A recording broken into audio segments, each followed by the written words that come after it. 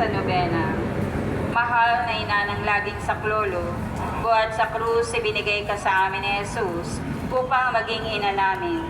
Ikaw ang pinakamabait, pinakamasintahin sa lahat ng mga ina. Buong gilumong tunghayan, kaming iyong mga anak, na ngayon ay humihingi ng iyong tulong sa lahat ng aming pangangailangan, lalong-lalo na ang biyayang ito.